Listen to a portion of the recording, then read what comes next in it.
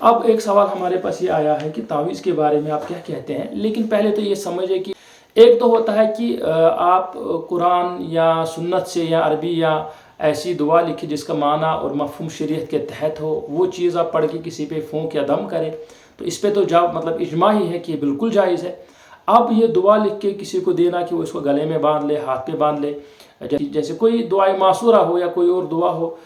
جس کا مفہوم شریعت کے خلاف نہ ہو، اس کو آپ تعویذ کے طور پہ اس کو لٹکانے کے لیے دیں تو یہ بھی جائز ہے۔ اب ایک ہوتا ہے کہ کوئی ایسی چیز جو حرام ہو، جیسے فرض آپ کسی کا کرتے کوئی ناخن کاٹ کے دیتے ہیں کسی الو کا یا کسی چرند پرند کا، وہ کاٹ کے لگاتے ہیں کہ اس کو پہنو، تو یہ چیز حرام ہے، اس کا ہم انکار نہیں کرتے ہیں۔ لیکن جہاں تک بات آتی ہے تعویذات کی جن میں دعا ہو یا ایسے کلمات ہو جو قرآن و سنت کے مفہوم کے مخالف نہ ہو، شریعت کے مفہوم کے مخالف نہ ہو، تو ایسے تعویذات لٹکانا بالکل جائز ہے۔ علماء کرام نے اس کو لکھا ہوا ہے، اور یہ صرف کشمیر میں نہیں پایا جاتا، کشمیر سے باہر بھی پایا جاتا، علماء کرام نے اس کو لکھا ہے۔ ترمذی شریف میں کتاب الدعوات میں حدیث شریف آتی ہے، یہ عمر بن شیب اس کی سند سے کہ حضور صلی اللہ علیہ وسلم نے ان سے ایک دعا فرمائی کہ اگر آپ ڈرتے ہیں نیند میں تو آپ یہ دعا پڑھیں کہ اعوذ بکلمات اللہ التامات من غضبہ و عقابہ و شر عبادہ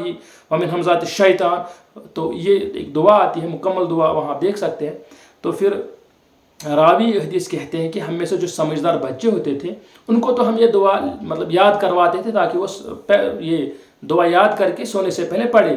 اور جو اس میں ایسے بچے ہوتے تھے مطلب ناسمجھ بچے، نابالغ بچے، چھوٹے بچے جن کو یاد نہیں ہو سکتا، ہم یہ کلمات لکھ کر ان کے گلے میں لٹکا دیتے تھے۔ یہ ترمذی میں حدیث شریف ہے کتاب الدعوات میں۔ تو یہاں سے ثابت ہو گیا کہ صحابہ سے بھی کہ اور حضور صلی اللہ علیہ وسلم کے صحابی سے ثابت ہو رہا ہے کہ ان کے دور میں کہ دعائیں ان کو مطلب پہنا کے لٹکا کے تو وہ پہنتے تھے۔ اور یہ حدیث شریف صرف ترمذی میں نہیں ہے بلکہ تقریباً 20 سے زائد 20-21 علماء نے اس کو ذکر کیا ہے، جس میں امام ترمذی نے سنن ترمذی میں ذکر کی ہے، امام ابن شیبہ میں اپنی مصنف میں ذکر کی ہے، ابو داود نے اپنی سنن میں اس کو ذکر کیا ہے، احمد ابن حنبل نے اپنی مسند میں اس کو ذکر کیا، امام حاکم نے اپنی مستدرک میں اس کو ذکر کیا،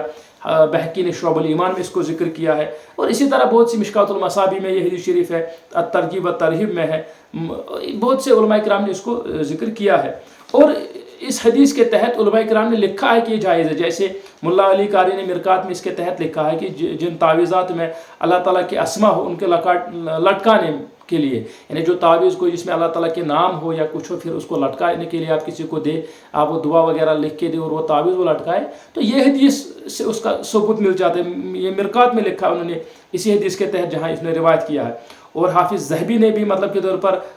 ایک کتاب لکھی الطب النبوی، تو اس میں بھی انہوں نے یہ مطلب کے طور پر ذکر کر کے لکھا ہے کہ اگر ایسے دعائیں تعویذات میں ہو جو شریعت کے تحت ہو، اس کے مخالف نہ ہو، اور انسان کا عقیدہ ہو کہ تعویذ فی نفسہ فی ذاتہ نہیں بچا سکتا ہے بلکہ اللہ تعالیٰ کے ایک ذریعہ ہے، تو یہ جائز ہے۔ یہ ہے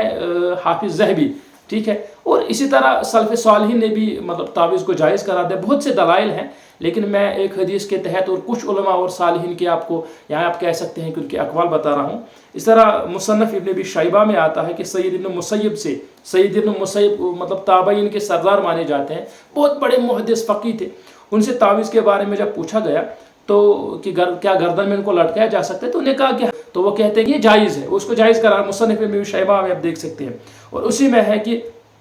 امام عطا سے، ٹھیک ہے، تو ان سے بھی پوچھا گیا تعویذ کے بارے میں کہ تعویذ چمڑے میں ہو تو کیا مطلب کے طور پر ایسا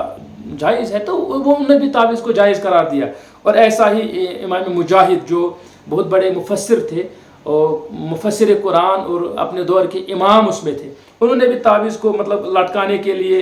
دیا کرتے تھے، بلکہ مصنف ابن شیبہ میں تو ہے کہ جو مجاہد تھے یکتب الناس التعویذ، کہ وہ لوگوں کو تعویذ لکھ کے دیتے تھے۔ تو یہاں پہ آپ ایسے سمجھتے ہیں جس طرح ہمارے علاقے میں پیر صاحب ہوتے ہیں نا، تو جو امام مجاہد ہے ابن عباس رضی اللہ عنہما کے شاگرد خاص تھے، مفسر تھے، تابعی ہیں، وہ تعویذ لٹکانے کے لیے، پہننے کے لیے اور لکھ کے لوگوں کو دیتے تھے، امام مجاہد، ٹھیک ہے۔ اور ایسا ہی ابو جعفر ہے، وہ بھی قرآن سے مطلب لکھنے اور لٹکانے اس میں کوئی برائی نہیں دیکھتے تھے، یہ بھی مصنف ابن شیبہ میں ہے۔ اور اسی طرح دیگر کتب میں بھی ایسا آتا ہے، ابن سیرین